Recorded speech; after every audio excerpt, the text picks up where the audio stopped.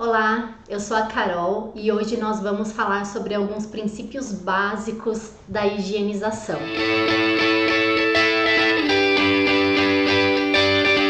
Aqui nós vamos entender como fazer um bom programa de higienização, o que é o ciclo de Sinner, a definição de higienização, nós já falamos em outro vídeo, né? Olhem aqui na descrição desse vídeo que o link tá lá. Então vamos lá para o que interessa. Primeira coisa básica que a gente precisa saber: que sujidade que é essa? É um açúcar? É uma proteína? É uma sujidade orgânica, inorgânica? Por que eu preciso saber o tipo de sujidade que eu tenho no meu processo? Saber o tipo de sujidade que você tem no seu processo vai te permitir utilizar o químico correto, o programa correto. Por quê? Porque cada tipo de sujidade tem uma solubilidade diferente, né? Com diferente pH, com diferente químico.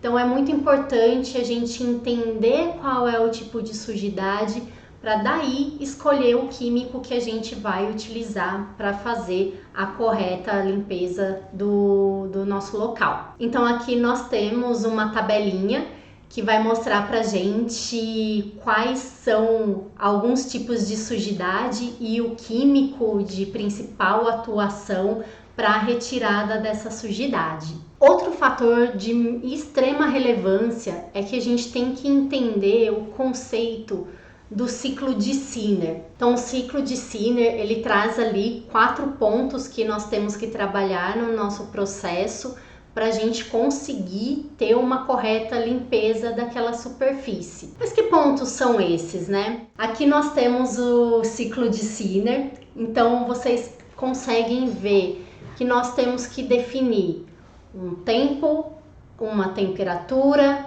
uma concentração e uma velocidade, uma vazão ideal para eu executar o meu processo, para que eu tenha uma limpeza correta daquela superfície. De acordo com os critérios de validação da higienização do seu processo, vocês vão conseguir entender qual é o tempo necessário de ação desse químico, qual que é a concentração que o meu fornecedor ele indica para a utilização desse determinado químico, né?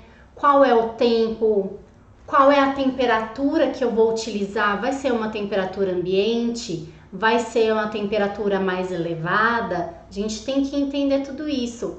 A vazão, nós sabemos que para cada diâmetro de tubulação, para spray ball, aspersor, a gente tem que ter uma vazão correta. Qual é essa vazão?